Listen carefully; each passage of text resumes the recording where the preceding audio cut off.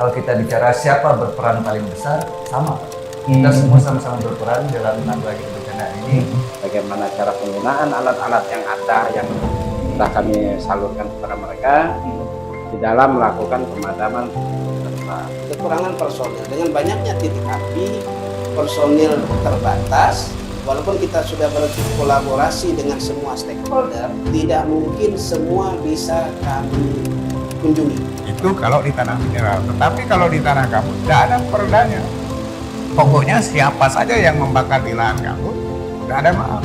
Dan bagaimana supaya kita ke depannya itu selamat dengan bencana. Jadi intinya kita menjaga alam, alam jaga kita.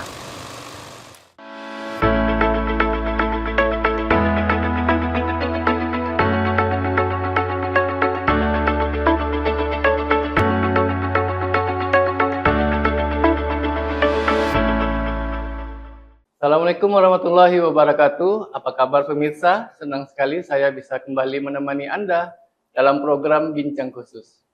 Nah pemirsa, Bincang Khusus kita kali ini akan membahas tema penanganan karhutla di Kalbar. Telah hadir bersama kita semua di sini analis kebijakan BPBD Provinsi Kalbar, Pak Supriyono. Betul, Pak. Kabar Pak? Puji Tuhan, baik Pak. Lalu ada juga Kabid Pencegahan dan Kesiapsiagaan BPBD Provinsi Kalbar, Pak Judan. Kabar Pak? baik. Dan ada Pak Nopal Umar selaku Kabid Kedaruratan dan Logistik BPBD Provinsi Kalbar. Baik ya. Assalamualaikum warahmatullahi wabarakatuh. Waalaikumsalam. Nah pemirsa, sebelum kita membahas lebih jauh tema kita pada hari ini, kita saksikan dahulu penayangan berikut ini. Kebakaran hutan dan lahan menjadi isu krusial bagi Kalimantan Barat yang dikaruniai lahan gambut cukup luas. Tahun demi tahun, Kalbar kerap menghadapi ancaman serius dari karhutla yang tidak hanya merusak lingkungan dan ekosistem, tetapi juga mengancam kesehatan, perekonomian, dan kehidupan kita semua. Lantas, bagaimana kita bisa bersama-sama menemukan solusi dan langkah konkret untuk menangani masalah ini? Lalu, apa yang sudah dan akan dilakukan pemerintah dan pihak terkait lainnya untuk mencegah dan menanggulangi bencana ini?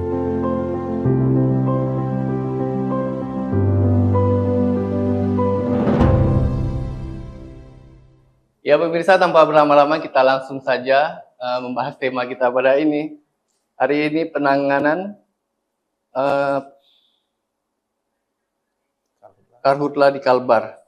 Lalu kita mulai dengan Pak Judan selaku Kabid Pencegahan dan Kesiapsiagaan BPBD Provinsi Kalbar. Nah Pak, selaku kan kita berbicara tentang pencegahan dan kesiapsiagaan karhutla nih Pak, yang status siaga bencana. Sebenarnya apa saja sih Pak langkah-langkah pencegahan yang telah dilakukan BPBD Kalbar untuk mencegah terjadinya karhutla? Baik, terima kasih. Selamat pagi para pemirsa. Langkah-langkah yang dilakukan oleh BPBD Provinsi Kalimantan Barat dalam rangka pencegahan terjadinya karhutla khusus di Provinsi Kalimantan Barat, karena ini memang kejadian yang berulang-ulang kali dan setiap tahun pasti ada karhutla. Ada kasusnya. Ya. Jadi dari BPBD itu telah melaksanakan program yang pertama ada melakukan patroli lapangan, itu yang kita lakukan setiap hari dalam usaha kita mengurangi dampak dan mengurangi kebakaran hutan itu sendiri. Kemudian selain patroli, kita juga melakukan edukasi kepada masyarakat. Edukasi yang kita lakukan kepada masyarakat ini, kita terjun langsung ke masyarakat untuk memberi pemahaman dampak dari terjadinya karhutla itu sendiri terhadap masyarakat dan mereka yang di sekitar lokasi-lokasi yang rawan Terjadi bencana itu. Kemudian selain itu juga kita salah satu yang memang kita laksanakan selain patroli, memberi edukasi kepada masyarakat, termasuklah podcast seperti ini. Inilah salah satu cara kami untuk Sosialisasi Pak ya. Sosialisasi kepada masyarakat. Selain kami juga menempel banner-banner yang ada di lokasi. Jadi kami sangat berterima kasih kepada ETP ya, NTP ya. PON-TV untuk acara ini, karena ini merupakan salah satu ajang untuk kami memberi juga informasi kepada masyarakat, kepada pemirsa, supaya mengetahui dampak dari karhutla itu sendiri, khususnya untuk masyarakat Kota Pontianak dan Kabupaten Kuburaya, karena memang ini wilayah yang memang berdekatan langsung dengan daerah yang rawan kebakaran hutan dan lahan. Nah, kalau kita bicara sebenarnya pemerintah ya, tadi Bapak bilang patroli rutin setiap hari. Biasanya kita lihat patroli itu ada helikopternya. Tentu ini biayanya ya Pak ya. Biayanya tentu tidak sedikit ya. Jadi gimana nih Pak? Alokasi anggaran penanganan karhutla di Kalimantan Barat untuk tahun ini, apakah ada perubahan dibandingkan tahun lalu? Biasanya ketika tinggi kasusnya atau tergantung cuaca atau gimana? Pak?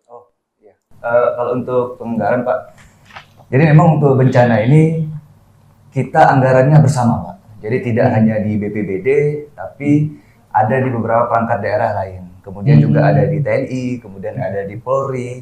Jadi kalau kita bicara peningkatan atau tidak peningkatan, untuk setiap tahunnya kita lebih pada peningkatan sinergi Pak. Nah di sini mengapa kita tingkatkan sinergi? Jadi supaya seluruh perangkat daerah, kemudian seluruh lembaga yang fungsional dan kebencanaan tidak bergerak sendiri-sendiri. Jadi ketika terjadi suatu bencana, contohnya karhutla, jadi misalnya BPBD melakukan apa, kemudian Dinas LHK-nya melakukan apa, kemudian BNPB sendiri sebagai pusat melakukan apa, Polri, TNI melakukan apa, jadi sehingga uang yang ada biarpun sedikit ketika suatu penganggaran yang sinergi itu dapat menjadi lebih efektif Pak. Termasuklah tadi yang disampaikan bahwa untuk helikopter itu biaya dari pusat, dari BNPB. Kemudian nanti di kami siapkan seperti tadi yang disampaikan Pak Judan, kita siapkan patrolinya, kemudian di TNI Polri-nya siapkan dari Gakumnya, kemudian Satgas Daratnya, kemudian begitu juga LHK menyiapkan Satgas Darat dan lain-lain. Jadi sehingga dengan penganggaran yang sedemikian rupa bersama, jadi intinya kita sinergi sehingga penanganan karhutla di Provinsi Kalimantan Barat dapat kita tangani dengan cepat, tepat, dan juga dengan lokasi-lokasi itu yang tetap sasarannya dilakukan dengan tepat Pak. Karena bersama tadi Pak ya. Bersama dan sinergi Pak. Nah Pak, sebenarnya kalau kita bicara tadi kan udah anggarannya, udah upaya pencegahannya, udah. Kalau prosedurnya penanganan tanggap darurat karhutla yang diterapkan oleh BPBD Kalbar itu seperti apa? Baik. Jadi untuk tanggap darurat itu yang pertama kita harus melakukan kaji cepat. Kaji cepat kenapa perlu dilakukan? Untuk kita melihat seberapa besar dampak yang timbul akibat bencana tersebut, khususnya karhutla. Setelah itu kita melakukan monitoring, turun ke lapangan ya, turun ke lapangan, termasuk juga untuk pencarian pertolongan pada saat terjadinya bencana tersebut. Langkah ketiga itu kita menetapkan status. Nah, kenapa perlunya status? Status itu berfungsi untuk kita, seperti dikatakan Pak Ono tadi, untuk sinergi semua instansi, semua stakeholder, sehingga kita bisa bergerak bersama. Di situ kita bisa menggerakkan dari mulai peralatan, SDM, dan pembiayaan di semua stakeholder, sehingga bencana dapat kita tanggulangi bersama-sama. Begitu. Kalau status sendiri itu Pak, kan kita bicara status. Ya. Ada berapa tingkatan sih sebenarnya Pak? Baik. Status itu sebenarnya ada 3 tingkatan. Yang pertama itu status siaga. Siaga itu belum ada bencana, tetapi ada potensi terjadinya bencana. Misalnya kayak cuaca panas gitu. Itu nanti kita melihat dari prediksi dari BMKG, hotspot dari BRIN. Terus status kalau sudah terjadi bencana, maka statusnya akan naik menjadi dari siaga menjadi tanggap. Tanggap. Nah, tanggap ini kita menggerakkan semua personil, semua peralatan, semua SDM, semua pembiayaan yang berada di semua instansi dapat kita gerakkan untuk menanggulangi bencana karhutla ini. Termasuk di situ dari pusat. Contohnya kalau dari pusat, dari BNPB itu kita dapat bantuan helikopter yang untuk sekarang heli patroli ada 3 dan heli waterbombing ada 4. Ini dia bertugas untuk setiap hari patroli di wilayah Kalimantan Barat. Ada juga namanya Satgas Darat. Satgas Darat itu berfungsi untuk melakukan patroli dan pemadaman melewati darat. Begitu, Pak.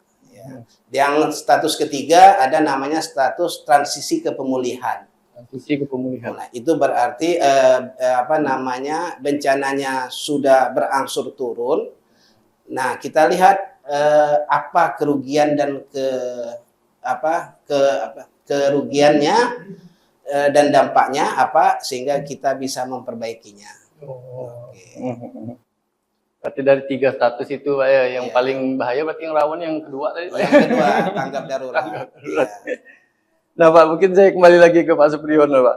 Apakah BPBD Kalbar memiliki rencana strategis Pak kalau untuk penganggaran dan kedaruratan karhutla di masa mendatang gitu? Nah, untuk rencana strategis ini kita punya Pak, kita punya rencana strategis kita 5 tahunan, tapi kita tidak hanya punya dokumen rencana strategis Pak.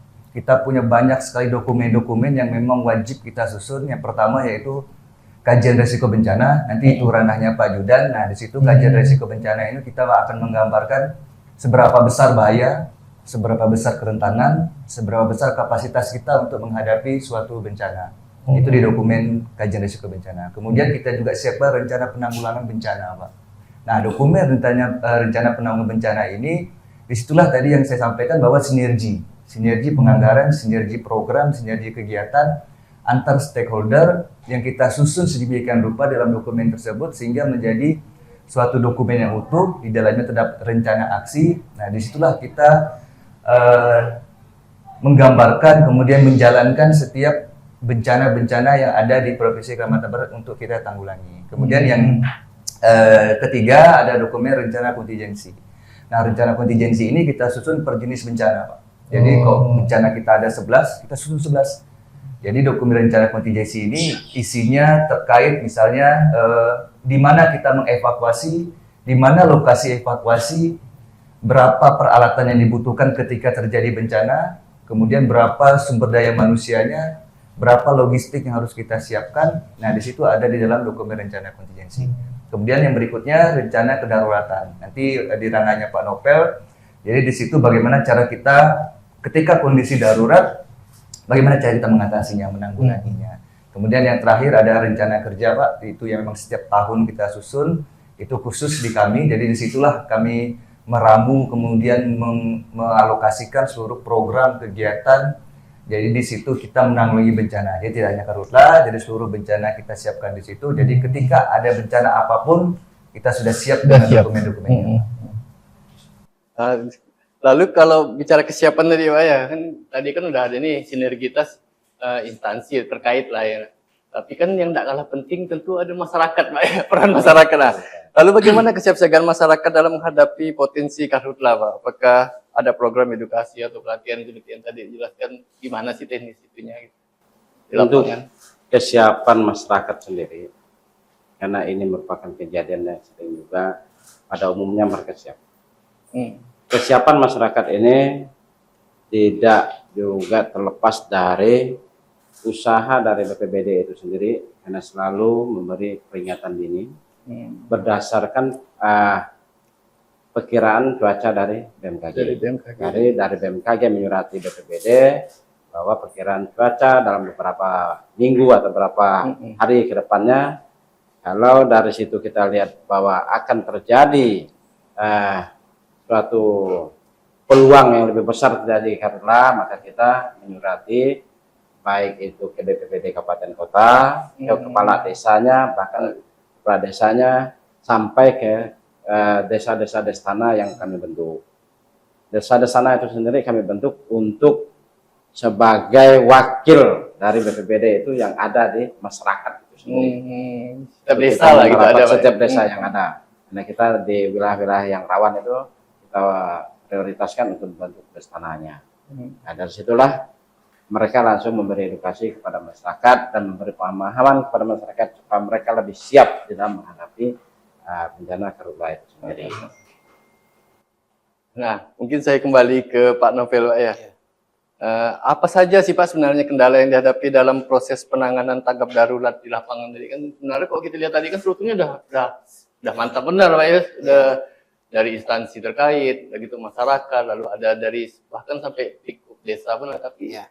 apa sih kendalanya? Nah, Kendala yang pertama itu kalau untuk karhutla itu yang pertama daerah lokasi yang mau kita padamkan tidak terjangkau oleh Satgas Darat. oh jauh. Jauh masuk ke dalam ya.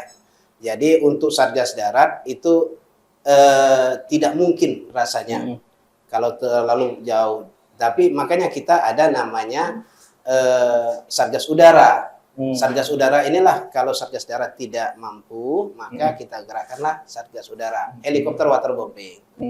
Dia akan memadamkan. Tetapi ingat bahwa heli yang ada di Kalbar juga terbatas. Jadi dengan banyaknya hotspot, kami tidak mungkin bisa memadamkan semuanya Sekaligus Pak ya. sekaligus. Makanya itulah perlu peran dari semua instansi, dari mulai masyarakat, dunia usaha, itu untuk bersama-sama memadamkan. Itu yang pertama.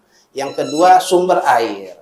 Sumber air itu ada beberapa daerah yang memang kesusahan untuk mencari sumber air.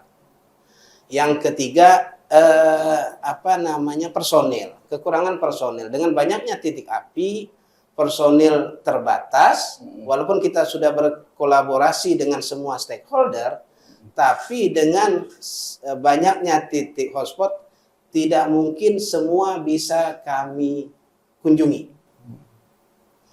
Yang ketiga, yang berikutnya peralatan. Peralatan memang dari kami, dari provinsi, baik itu BPBD, baik itu di provinsi maupun di kabupaten kota, peralatannya sudah ada, sudah siap, dan kami sudah juga dapat bantuan dari pusat, dari BNPB, yang akan kami salurkan semuanya ke kabupaten kota.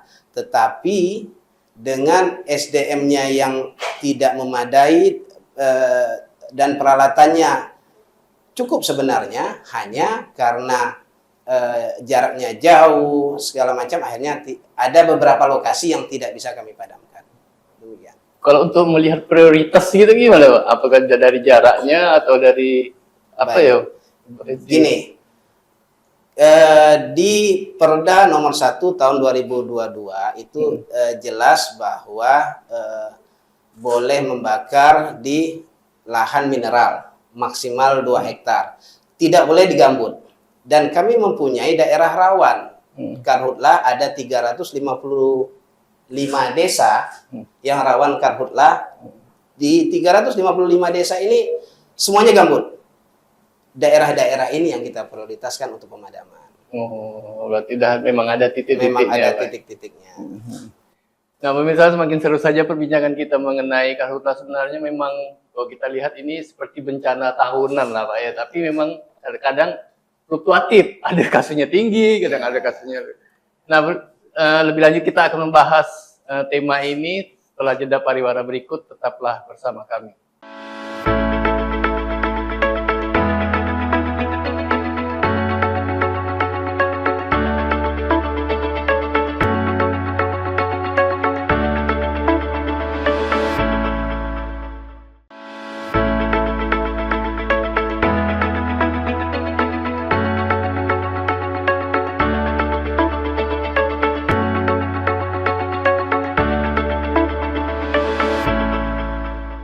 Ya pemirsa, kembali lagi bersama kami di Bincang Khusus kita dengan tema penanganan karhutla di Kalbar.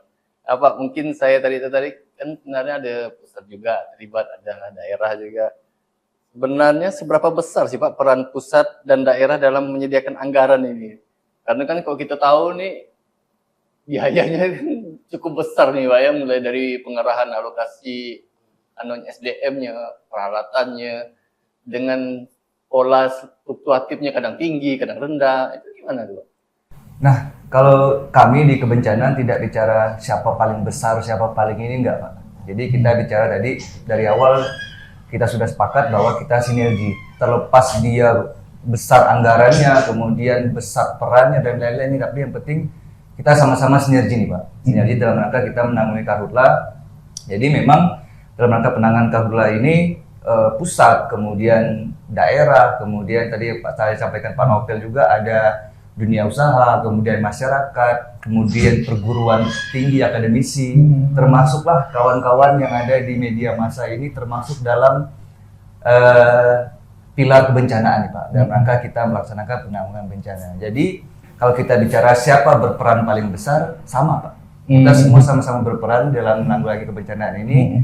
Tapi tadi dalam rangka ini kita perlukan prioritas. Jadi memang lokasi-lokasi prioritas yang disampaikan oleh Pak Novel tadi, itulah yang menjadi, karena keterbatasan tadi, itulah kita dahulukan. Sehingga lokasi-lokasi prioritas seperti objek-objek vital yang ada di Provinsi Kalimantan Barat seperti bandara, kemudian dan lain-lain itu kita jaga supaya itu tetap berjalan, itu tetap beroperasi sehingga ekonomi masyarakat, kemudian kegiatan masyarakat, kesehatan masyarakat tidak terganggu. Nah, itulah jadi semuanya berperan masing-masing. Jadi kami tidak bisa menyampaikan bahwa si ini berperan yang besar, ini besar, ini tidak besar. Jadi kita semuanya mempunyai tugas dan fungsi masing-masing. Jadi semuanya fungsinya, perannya sama, sama-sama besar untuk menangani karhutla ini. Nah Pak, kalau gitu tadi kan udah bicara penanganan tadi nih. Tapi kalau koordinasi tadi masih koordinasi Pak ya antar instansi terkait dan upaya pencegahan tadi Pak. Kan tadi kan Bapak bilang BPBD kan kita udah patroli rutin, udah. Tapi kalau secara instansi itu gimana Pak? Secara antar instansi gitu. Kalau antar instansi yang kami lakukan selama ini, yaitu dengan adanya pengaktifan posko, otomatis itu nanti setiap instansi yang terlibat dalam penanganan karhutla ini itu diundang dan dilakukan oleh dari kedaruratan untuk melakukan briefing. Sementara koordinasi dalam pencegahan kami selalu berkoordinasi dengan BPBD Kabupaten Kota, dengan tokoh masyarakat, bahkan ke Pokmas atau dengan kelompok Bestana yang kami bentuk di daerah, di desa. Kemudian kami juga melakukan pendidikan dan pelatihan kepada mereka. Terutama kami juga pernah melakukan di lapangan bagaimana cara penggunaan alat-alat yang ada yang sudah kami salurkan kepada mereka di dalam melakukan pemadaman khusus karhutla, terutama di wilayah-wilayah yang berdekatan dengan fasilitas vital yang dikatakan Pak Ono tadi, terutama bandara. Karena kami mengutamakan itu jangan sampai bandara itu tidak dapat beroperasi sehingga menghambat perekonomian yang ada di Kalbar. Oleh karena itu maka fokus untuk pemadaman dan patroli darat itu berfokus pada wilayah sekitar bandara. Karena mengingat untuk heli tidak bisa beroperasi di dekat bandara. Ada jadwal penerbangan domestik. Jadi disitulah kami melakukan pendidikan usaha. Salah satu usaha kami mengurangi dari kegiatan masyarakat dalam melakukan pembakaran lahan. Kemudian koordinasi dengan BPBD, dengan PMI, dengan Manggala Agni, dan sama-sama di lapangan, termasuklah TNI Polri. Kalau di lapangan itu ya sudah kita melakukan tidak numpuk di satu lokasi, tapi berpencar, di mana yang ada lahan terbakar, ya disitulah kami melakukan dalam usaha pemadaman. Karena patroli ini juga bukan hanya keliling, tapi apabila menemukan titik api, kami tetap melakukan pemadaman di lokasi. Nah, tadi Pak Judan kan ada menyinggung mengenai alat nih, Pak. Ya. Sebenarnya seberapa besar sih peran pemerintah dalam penyediaan apa? Bukan itu, Pak. Ya. Maksudnya gini, apa? Peran teknologi maksud saya. Bagaimana peran teknologi dan logistik dalam mendukung penanganan karhutla di Kalbar nih, Pak? Apakah ada sinergi dengan komunitas atau relawan? Ya, kalau teknologi ya. Teknologi yang pertama kita biasa bekerjasama dengan BRIN untuk menentukan titik hotspot. BMKG untuk deteksi cuaca. Itu teknologi semua. Terus yang berikutnya kita kalau misalnya ada di Satgas Darat ada karhutla, kita memanfaatkan apa sih namanya drone Hmm. untuk melihat seberapa luas daerah tersebut dan seberapa parah. Terus ada lagi teknologi yang berikutnya, aplikasi itu berguna untuk masyarakat atau ya minimal kecamatan lah ya, pemerintah terendah itu melaporkan adanya bencana karhutla di tempat itu ada namanya aplikasi. Jadi bermacam-macam upaya kita lakukan untuk penanganan karhutla. Berikutnya untuk logistik. Logistik itu sebenarnya semua BPBD itu sudah siap, semuanya sudah siap.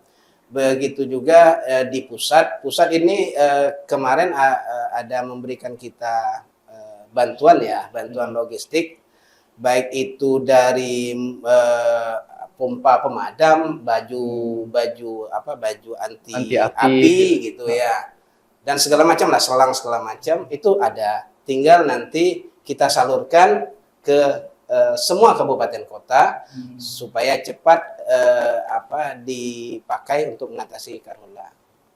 Perbandingannya udah cukup, masih kurang atau gimana? Kalau perbandingan itu tetap kurang. Kenapa? Karena beberapa waktu lalu, karena kita sinergi antara pemerintah, termasuk di dalamnya TNI Polri.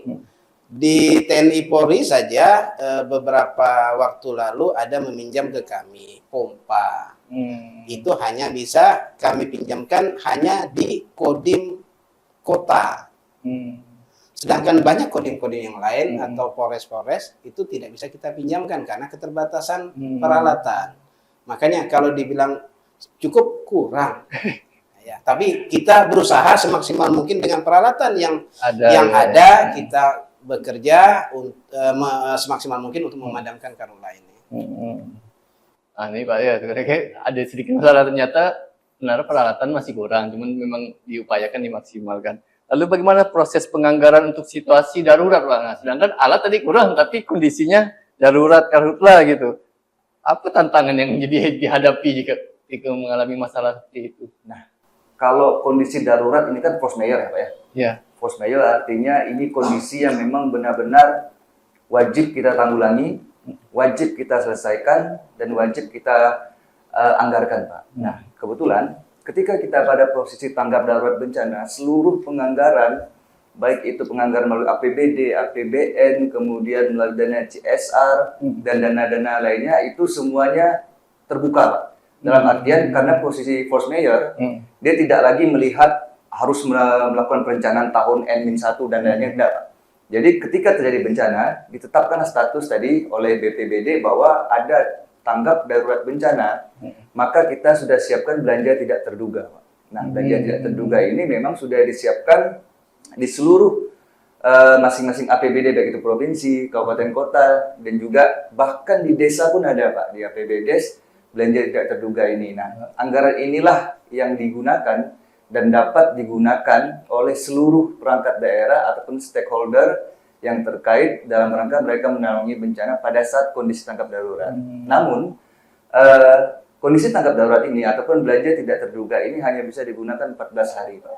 14 hari sesuai dengan masa waktu tanggap darurat.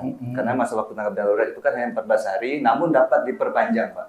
Dapat diperpanjang apabila kondisi di lapangan atau kondisi di suatu daerah itu masih pada kondisi yang memang harus diperpanjang tanggap darurat. Jadi tanggap darurat ini memang dapat diperpanjang atau dapat dihentikan, lalu masuklah di dalam pada posisi masa transisi darurat bencana tadi, Pak. Jadi memang untuk tanggap darurat semua penganggaran terbuka, Pak, karena ini kondisinya force majeure. Jadi kita tidak ada masalah terkait penganggaran. Cuma tadi kita lihat lagi prioritas mana yang harus kita padamkan dahulu, yang kita harus berikan dahulu logistiknya seperti apa terlebih dahulu. Berarti kan tadi intinya penentuan status Pak. Nah, mungkin saya ke Pak Judan ya Pak. Apa yang menjadi indikatornya Pak atau parameter BPBD Kalbar dalam menetapkan status siaga bencana untuk karhutla lain? Baik, kalau untuk indikatornya sebenarnya ranah Pak Nopel tadi. Tapi untuk penetapan status ini dari siaga pencegahan itu dari status siaga ini provinsi dapat menentukan status apabila kabupaten sudah menetapkan status siaga juga minimal 2 kabupaten. Itu salah satu indikatornya berdasarkan informasi dari BMKG. Kemudian setelah ada 2 kabupaten menetapkan status, barulah provinsi bisa menetapkan status itu. Begitu juga tanggap darurat. Tanggap darurat ini apabila 2 kabupaten juga sudah menetapkan status, barulah provinsi bisa menetapkan status. Sehingga nanti setelah provinsi dapat menetapkan status, barulah semua program-program yang tadi dibicarakan Pak Nopel, bicarakan Pak Priyono itu bisa bergerak semaksimal mungkin. Ya. Jadi itu indikatornya ya Pak. Setelah ada minimal 2 kabupaten menetapkan status, barulah provinsi menetapkan status. Nah Pak, kalau tadi kan udah ya penetapan statusnya udah atau gimana. Lalu sinergi dengan komunitas nih Pak, mungkin saya ke Pak Nopel nih, atau relawan atau penanganan kurang kan supaya tadi kan peralatannya kita udah kurang, SDM ya tentu yang dikuatkan harusnya SDM-nya ya, dengan peralatan kurang SDM-nya harus diperkuat gitu. Lalu gimana dengan melibatkan upayanya misalnya relawan yang kita berbanyak? Ya, baik. Tadi sudah Pak Judan sudah memberitahukan bahwa ada kita namanya Destana, Desa Tangguh Bencana. Itu semua isinya relawan. Masyarakat di sekitar itu yang kita beri pelatihan, yang kita memberikan peralatan biasanya, walaupun peralatannya terbatas ya, kita coba di situ kita maksud saya di situ mereka akan melakukan langkah pertama jika di sekitar desa tersebut ada kebakarannya. Yang kedua mungkin ada juga bahasanya rumah zakat. Itu kan termasuk relawan, komunitas ya. Komunitas. Nah, jadi intinya begini, kami tidak menutup siapa saja relawan atau komunitas yang mau membantu atau bergabung dalam penanganan karhutla ini, siapa saja tidak ada masalah. Kita sama-sama nanti pada saat pada saat kami menetapkan status seperti sekarang kami sudah menetapkan status, silahkan datang pada saat kami briefing. Kami ada briefing namanya, ada briefing pagi dan briefing malam. Jadi kalau briefing pagi itu kita rencana hari ini apa yang akan kita lakukan, kalau malam itu laporannya. Jadi jika ada komunitas atau relawan yang mau, silahkan datang. Kita akan bersama-sama, kita akan duduk bersama, mendiskusi langkah apa yang kita lakukan, rencana apa besok misalnya, dan kita akan turun bersama-sama. Oh gitu. Cukup efektif nggak Pak? Atau antusiasnya kalau Bapak melihat di Kalbar nih ternyata rendah atau bagus sih atau gimana gitu Pak? Kalau sementara ini bagus Pak. Oh udah bagus Pak ya? Sudah bagus karena semua terlibat. Bahkan masyarakat yang tidak masuk di dalam komunitas pun membantu kami. Jadi setiap ada kepedulian lumayan tinggi. Jadi setiap kami turun ke lapangan, masyarakat ini membantu setidak-tidaknya dia membantu gulung selang lah, ngangkat pompa. Jadi sementara ini sangat bagus. Ya pemirsa, sangat menarik sekali kita membahas ini tadi udah mengenai penanganannya, anggarannya. Tapi mungkin setelah ini kita akan berbincang dengan Pak Daniel selaku Ketua Satgas Informasi Bencana BPBD Provinsi Kalbar selaku ketuanya, dan Pak Lumamba Sianturi selaku analis kebencanaan ahli muda bidang rehabilitasi dan rekonstruksi. Ya, mungkin kalau kita udah bicara tadi penanganan, tentu yang diperlukan angkasnya juga mungkin rehabilitasinya. Seperti apa pembicaraan kita nanti setelah jeda pariwara berikut, tetaplah bersama kami.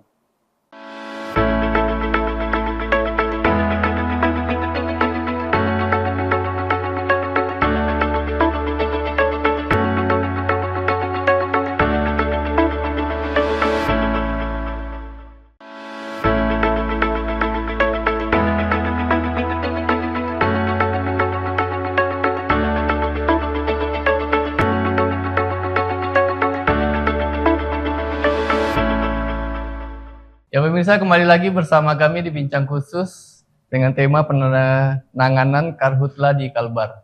Seperti yang telah saya janjikan tadi, kita kali ini akan berbincang dengan Pak Daniel selaku Ketua Satgas Informasi Bencana BPBD Provinsi Kalbar dan Pak Lumumba Sianturi selaku Analis Kebencanaan Ahli Muda Bidang Rehabilitasi dan Rekonstruksi BPBD Provinsi Kalbar. Nah, mungkin kita awali dengan Pak Daniel, Pak ya. Pak, bisa dijelaskan atau data statistik kejadian karhutla di Kalbar selama 5 tahun terakhir ini apa ada tren peningkatan atau penurunan gitu? Ya, jadi kalau kita melihat data berdasarkan laporan yang kami terima, ya, kita mulai menganalisa sejak tahun 2019 ya sampai tahun 2023, kita melihat bahwa kejadian karhutla ada penurunan. Oh, penurunan. Ada penurunan karena di tahun 2019 memang ada peningkatan, setelah tahun 2020, 21, 22, 23 itu grafiknya menurun. Nah, tetapi ini kita maknai bukan berarti bahwa ini satu tanda bahwa tidak ada proses kebakaran yang terjadi. Tetapi kita tahu bahwa di tahun 2019 sampai tahun 2020 aktivitas masyarakat ini kan karena pengaruh COVID pada waktu itu sehingga termasuk dalam pengolahan lahan juga berkurang. Nah ini nanti jadi kalau kita simpulkan bahwa memang ada penurunan. Nah kita berharap di tahun-tahun 2024 dan seterusnya itu ada penurunan. Nah memang kalau kita bandingkan di tahun 2023 luas lahan terbakar dengan tahun 2024 di periode Januari sampai Juni ini kita masih relatif kecil ya. Artinya masih dalam kondisi normal. Masih normal lah ya. Ya. Berarti bagus lah ya, Pak. Ya. Nah Pak, kalau kita bicara tadi kan datanya, alhamdulillah ini cenderung turun Pak ya. Tapi kan dampak dari kebakaran itu dari yang tinggi ke rendah ya tetap ada lah Pak ya. Lalu bagaimana proses rehabilitasi dan rekonstruksi pasca karhutla di Kalbar Pak? Apa saja tahapannya gitu? Baik, terima kasih Pak Delia. Ya. Jadi kalau di Undang-Undang 24 tahun 2007 tentang penanggulangan bencana, dia punya 3 tahapan. Jadi sebelum terjadi bencana, pada saat terjadi bencana, dan setelah terjadi bencana itu pasca bencana tadi. Nah, kalau untuk pasca bencana, BPBD mengacu kepada peraturan BNPB nomor 6 tahun 2017 tentang penyelenggaraan rehabilitasi rekonstruksi pasca bencana. Nah, apa-apa aja kegiatan yang di aturan tersebut, kita mengacu ke aturan tersebut. Nah, yang pertama itu pengkajian kebutuhan pasca bencana. Nah, yang berikutnya penyusunan rencana rehabilitasi dan rekonstruksi. Nah, pengalokasian dana, pelaksanaan, monitoring dan pelaporan. Nah, jadi semua jenis bencana itu mengacu kepada aturan ini tadi. Jadi karena karhutla lalu berbeda perlakuannya tidak. Oh sama Pak. Nah, kita tetap satu mengacu kepada aturan BNPB tadi. Nah, apa aja yang dilakukan di pengkajian kebutuhan pasca bencana itu kita turun melihat apa sih dampak daripada kejadian bencana itu tadi, menganalisis kerusakan kerugiannya sampai kebutuhannya. Nah, dia ada 5 sektor. Sektor perumahan, sektor infrastrukturnya, misalnya karhutla nih apa ya sih yang terjadi kerusakan kerugiannya. Nah, yang berikutnya sosial, ekonomi, dan lintas sektor. Nah, jadi BPBD provinsi, baik itu BPBD kabupaten sama kabupaten kota, itu wajib setiap awal tahun membentuk tim Jitupasna. Nah, itu yang ditandatangani SK-nya itu nanti kepala daerah, masing-masing kepala daerah. Nah, yang anggotanya siapa-siapa aja, OPD teknis Pak. Nah, OPD teknis ini ya kita ambillah misalnya untuk perumahan. Nah, OPD kita ambil dari Perkimnya. Nah, kalau infrastruktur PUPR-nya. Nah, dilibatkan OPD teknis tadi. Jadi BPBD itu tidak tersendiri, dia gabungan daripada OPD teknis tadi. Nah, mungkin itu yang bisa kami sampaikan. Pak, mungkin saya ingin ke Pak Daniel Pak. apa saja sebenarnya faktor yang mempengaruhi frekuensi dan intensitas karhutla di Kalbar nih Pak? Dan dalam beberapa tahun terakhir lah ya, tadi kan cenderung turun. Ini sebenarnya apa kesadaran masih masyarakatnya, apa karena alam atau gimana gitu? Ya, ada dua hal yang menyebabkan terjadinya sebagai pemicu karhutla ya. Yang pertama memang iklim. Ya, iklim artinya kebakaran bisa terjadi karena faktor alam. Alam. Tetapi ini berdasarkan literatur yang kita baca, 0, sekian yang disebabkan oleh alam kebakaran kecil itu terjadi. sekali. Kecil sekali, misalnya akibat pergesekan ranting dan lain sebagainya, mungkin 0, sekian. Hampir 90% kebakaran di Kalimantan Barat itu disebabkan oleh kelalaian manusia. Oh, human error. Ya, kelalaian ini bisa karena faktor kesengajaan atau kebiasaan. Ya, faktor kebiasaan misalnya ketika merokok kita buang sembarangan, nah itu kan bisa menimbulkan kebakaran. Atau misalnya membakar sampah kalau di pemukiman-pemukiman pada saat angin kencang kemudian dia tinggalkan, itu juga bisa menimbulkan kebakaran. Ya. Nah, faktor kesengajaan mungkin mengolah lahan misalnya, mengolah lahan untuk perkebunan, untuk pertanian, ya. Setelah tidak dibuat sekat bakar, artinya begitu ditebas kemudian dibakar, seharusnya kan dibuat terlebih dahulu sekat bakarnya. Makanya di Perda nomor 1 tahun 2022 itu ada mekanisme untuk pengolahan lahan pertanian berbasis kearifan lokal. Salah satunya adalah membuat sekat bakar.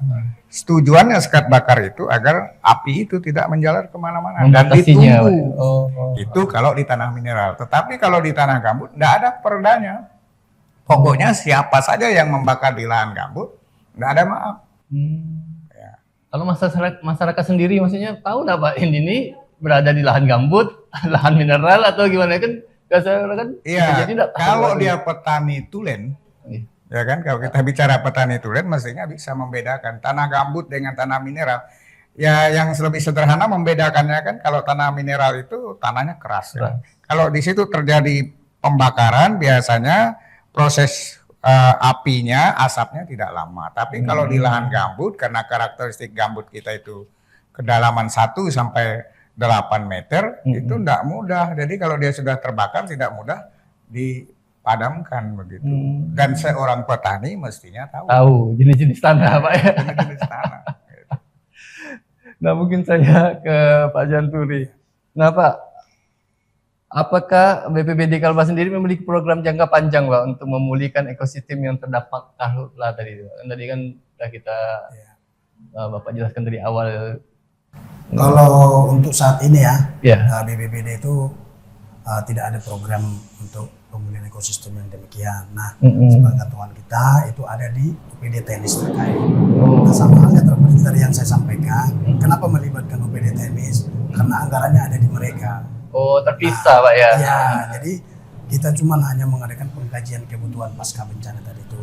Nah, mungkin barangkali Dinas Lingkungan Hidup dan Kehutanan lah yang berperan di dalam pemulihan ekosistemnya.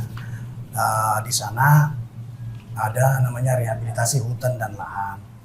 Nah, jadi program-program inilah yang mereka nanti dari BPBD kita hanya mempersiapkan data berapa sih luasan terbakarnya lahan pada misalnya tahun ini. Nah, seperti yang disampaikan Pak Daniel tadi, data-data dari luasan sampai lokasi. Terus apa sih lokasi apa sih yang terbakar? Nah, nanti kita yang menyajikannya dari BPBD. Nah, OPD teknis terkait lah nanti yang untuk program yang ekosistem foto itu tadi Pak. Berarti dari BPBD sendiri yang ngajukan Pak ya, ini loh yang perlu di itu, ini daerah yang itu. Nah Pak, kalau bicara tadi, sudah disinggung tadi ini lokasi-lokasi. Sebenarnya kok di Kalbar sendiri ini berapa sih luasan lahan gambutnya, serta daerah-daerah mana saja sih yang termasuk yang tinggi gitu Pak? Ya, jadi berdasarkan data dari Badan Restorasi Gambut ya, itu di Kalimantan Barat ini ada 2.081,447 hektar. Ya. Dari jumlah ini yang paling terbesar itu ada di Kubu Raya, itu luas gambutnya itu ada 702, sekian. kemudian di Kapuas Hulu, dan di Ketapang. 3 kabupaten kabupaten ini itu. merupakan luasan gambut yang sangat Paling. luas. Tetapi 14 kabupaten dan kota itu semuanya ada gambut. Iya. Maka berdasarkan data ini, kita sudah memetakan ada 355 desa berpotensi karhutla di Kalimantan Barat. Nah, desa-desa ini diawasi oleh BPBD setempat dengan instansi-instansi terkait. Makanya kalau kita menerima perakiraan dari BMKG, ada titik hotspot sekian di daerah mana-mana, kita lakukan ground check di daerah-daerah ini. Kalau tidak ada api pada satu berpotensi terbakar, maka kita lakukan operasi pemadaman, operasi pembasahan namanya. Kalau dari ketiga atau dari total seluruh, biasanya ada juga mungkin lahan gambutnya sedikit tapi kok kebakarannya lebih sering gitu. Itu ada nggak kejadian-kejadian kayak gitu, Pak? Ya, itu bisa saja terjadi. Di contoh sekarang misalnya ya, di Kuburaya ini kan masih relatif aman. Iya. Ya kan, padahal luasan gambutnya Paling tinggi. paling tinggi dibanding misalnya di Kabupaten Landak. Nah, artinya titik hotspot ini terjadi tidak hanya di lahan gambut, kebakaran itu tidak hanya terjadi di lahan gambut, tapi juga di lahan mineral yang diolah oleh masyarakat. Nah, ini yang kita akomodir sebenarnya kepentingan petani untuk mengolah lahan mineral dengan Perda nomor 1 tahun 2022. Tetapi yang menjadi persoalan, apakah Perda ini sudah tersosialisasi sampai di akar rumput, ini menjadi pertanyaan. Nah, ini perannya, karena kalau kita pemerintah provinsi kan turunnya ke kabupaten sampai ke level pemerintah terendah begitu. Nah, ini sudah tersosialisasi atau bukan? Nah, ini belum, ini masih kita pertanyakan. Ya kan? Makanya kita bukan melarang petani membakar, tidak, tetapi ada aturan main yang harus ada caranya. ada caranya begitu. Kalau tingkat kesadaran, Pak, kalau Bapak melihatnya dari BPD sendiri, melihat tingkat kesadaran itu daerah mana sih yang bagus? Misalnya saya pernah melihat data itu tuh, yang daerah 3 besar yang tinggi itu Kapuas Hulu, tapi Kapuas Hulu ini termasuk yang rendah jumlah kebakaran dibandingkan Kabupaten Sambas gitu. Kabupaten Sambas tidak sebesar 3 daerah tadi, tapi tingkat karhutlanya lebih tinggi itu. Ya, jadi kalau kita bicara tingkat kesadaran masyarakat, kami tidak bisa memberikan penjelasan itu ya, karena itu harus didahului dengan sebuah penelitian. Tetapi prinsipnya sebenarnya masyarakat menyadari bahwa bencana asap ini sangat berdampak negatif. Jadi selain dampaknya ke kesehatan, dampaknya ke ekonomi, dan banyak dampak-dampak yang lain sebenarnya. Nah, kalau secara umum kita melihat masyarakat kita menyadari sebetulnya dampak negatif itu. Ya, ada banyak misalnya pada musim kemarau orang menggunakan masker, itu kan sebetulnya indikator dia menyadari begitu kan. Di kampung-kampung masker tidak ada, dia pakai sabun tangan. Ya kan? Itu indikator dia menyadari. Nah, tetapi secara khusus kita belum melakukan penelitian kabupaten mana yang tingkat kesadarannya tinggi. Nah, kita berharap semua kabupaten ini harus menyadari bahwa semua punya kesadaran yang tinggi. Begitu. Karena bencana ini begitu terjadi semuanya kena. Begitu. Ya. Nah, bisa mungkin kami akan lanjut, seru sekali pembicaraan kita pada kali ini. Kami akan kembali setelah jeda pariwara berikut. Tetaplah bersama kami.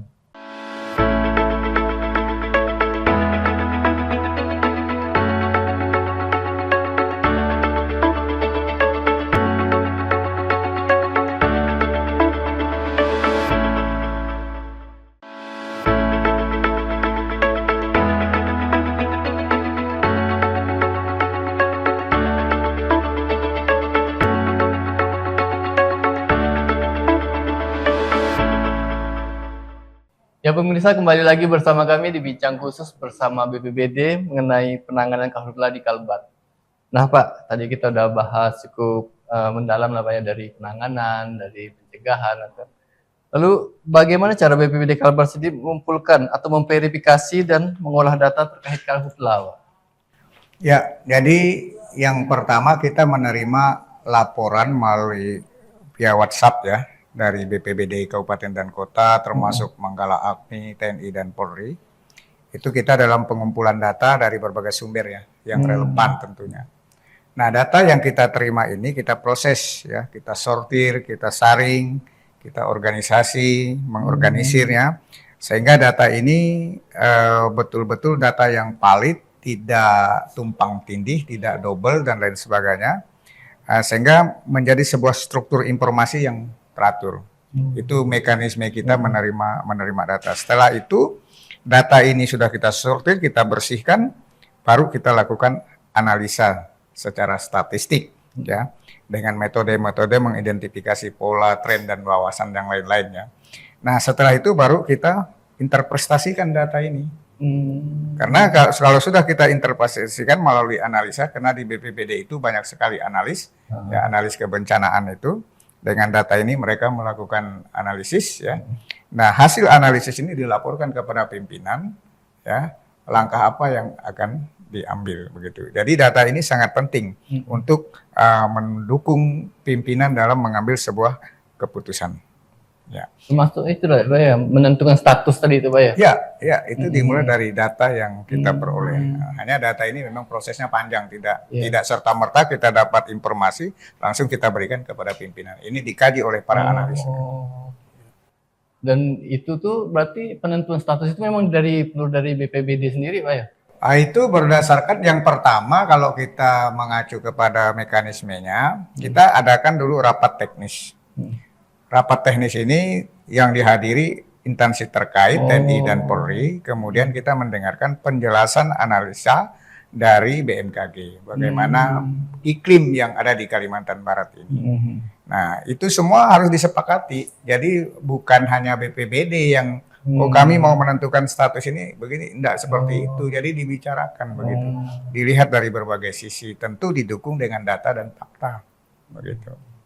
Ya. Melalui rakor lah gitu, Pak.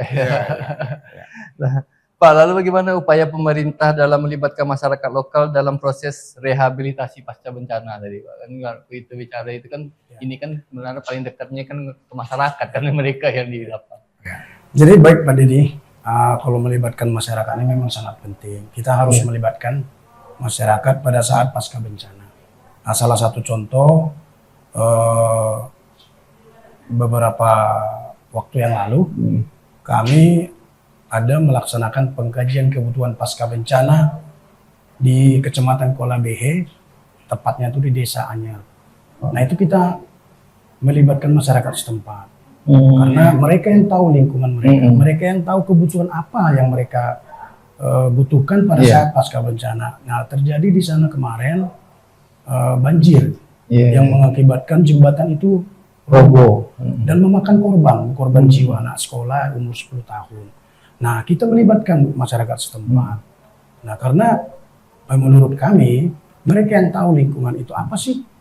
Nah, untuk melaksanakan penilaian kerusakan kerugian itu, tentu kan kita harus komunikasi dengan masyarakat itu sendiri. Apa sih setelah pasca bencana ini kerugian-kerugian apa yang Bapak Ibu alami? Nah, terus ada mungkin trauma-trauma yang perlu kita tampung. Terus kita juga meminta saran dari mereka, saran hal-hal apa aja yang mereka butuhkan setelah pasca bencana, baik itu pasca bencana banjir, angin puting beliung, dan juga karhutlah. Nah, kita tetap melakukan pendekatan supaya masyarakat setempat ikut berperan di dalam pasca bencana rehabilitasi rekonstruksi tadi. Demikian Pak.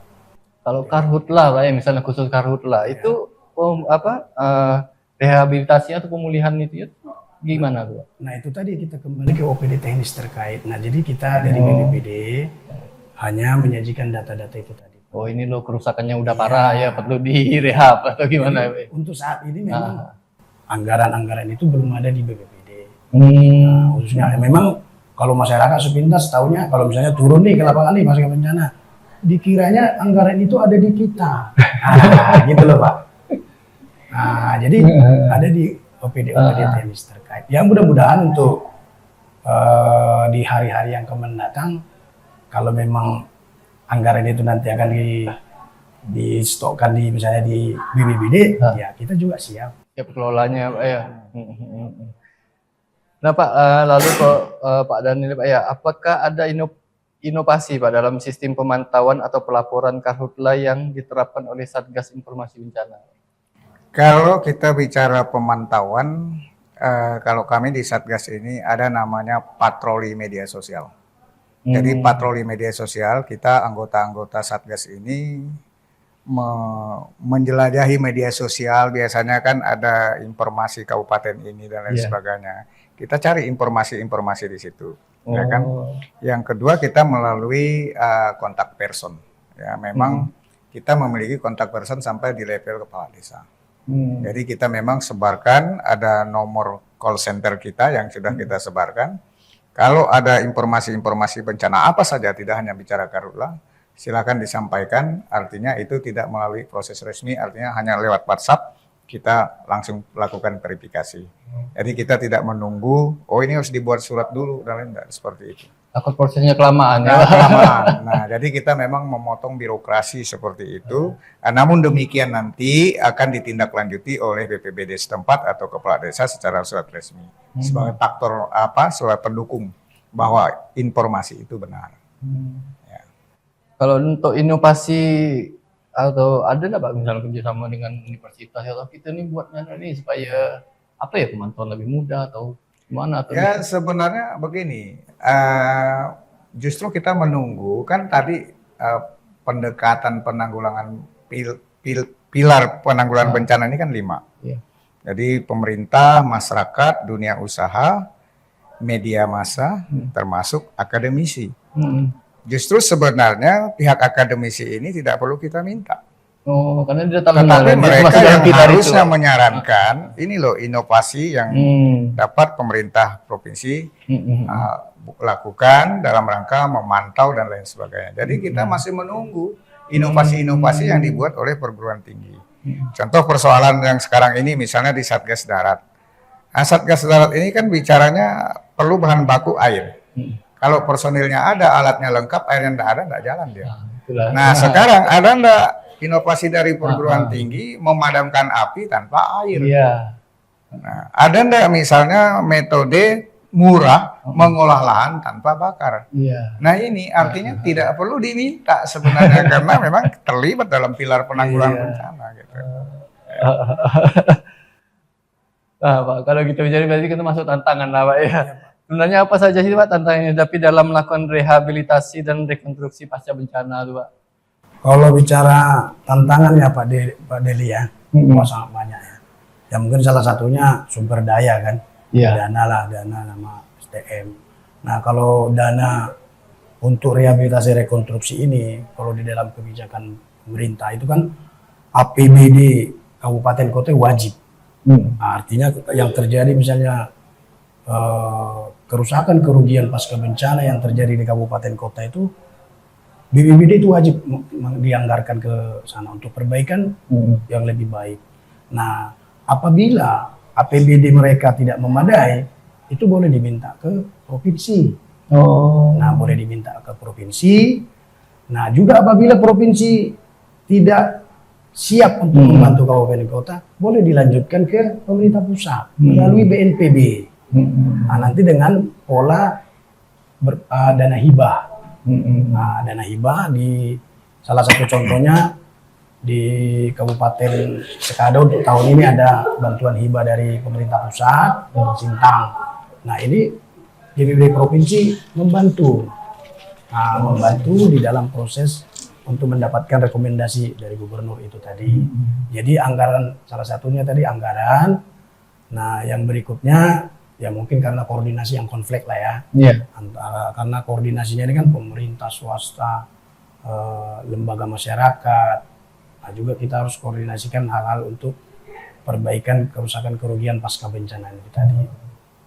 Kalau menggandeng atau melibatkan perusahaan misalnya CSR-nya atau apa itu bisa. Lewat kesadaran mereka atau kita bisa apa ya maksudnya ya mendorong lah gitu. Ya mendorong. Ya kita juga mendorong Pak. Jadi kalau CSR itu misalnya di sekitar wilayah konsesi mereka terjadi misalnya banjir, perlu perbaikan infrastruktur, pakai CSR justru bagus perusahaan itu nanti nilai dalam hal penilaian CSR-nya salurannya kan untuk meningkatkan kesejahteraan masyarakat setempat.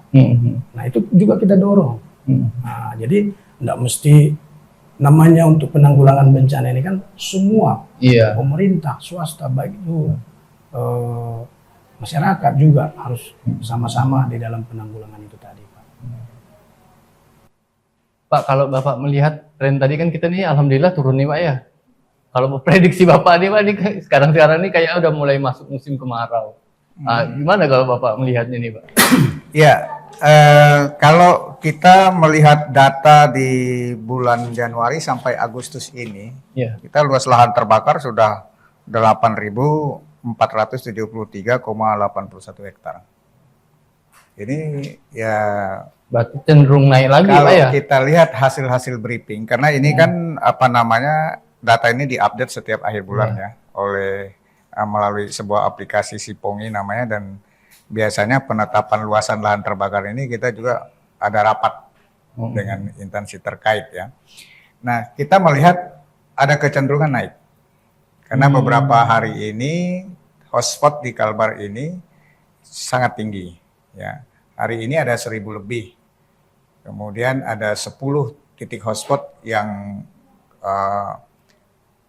masuk kategori tinggi yang kita curigai sebagai api. Jadi ada kecenderungan 2-3 hari ini naik ya. Nah, mudah-mudahan dengan keterlibatan Satgas Darat, Satgas Udara, kebakaran ini bisa diminimalisir. Karena kalau Satgas kita cepat melakukan penanganan, artinya luasan lahan terbakar kan bisa diminimalisir. Nah, tapi sekali lagi ini memang faktornya air tadi begitu, ya kan? Itu masalah. Pak, kalau kita bicara itu kan salah satu tantangan Pak ya. Kalau Bapak tadi lihat ada nih sebenarnya masyarakat sendiri harus tahu cara ngolah tanahnya atau sebenarnya ke titik-titik karhutlah sendiri sebenarnya kalau kita lihat di Kalbar ini lebih cenderung di daerah pemukiman pertanian masyarakat atau lebih ke perusahaan-perusahaan perkebunan, atau ada dalam tanda kutip kenakalan pihak misalnya bakar nih supaya biaya land cleaningnya murah, nanti dibangun perumahan. Nah, itu Bapak dari jauh ini kasus-kasus itu mana? Kalau kita amati sebetulnya bervariasi. Pada sih Bahkan di kota Pontianak ini sendiri sebenarnya kebakaran sering terjadi di wilayah-wilayah pemukiman. Ya kan? Jadi bervariasi sekali. Jadi kita tidak bisa mengatakan wah di lahan konsesi lebih besar daripada ini, tidak bisa kita katakan demikian. Karena memang bervariasi.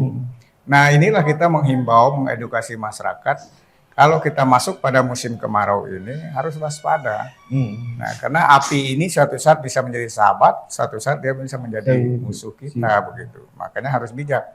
Contoh di pemukiman misalnya, ada orang yang membakar sampah kecil awalnya, tapi karena terpaan angin cukup kuat membesar. Di kasus-kasus di Pontianak dan sekitarnya itu kan lebih banyak daerah-daerah pemukiman yang terbakar. Padahal gambut Pontianak ini kecil Pak. Iya, padahal itu kecil begitu. Nah, kita kalau bicara di tanah mineral ada jadwalnya.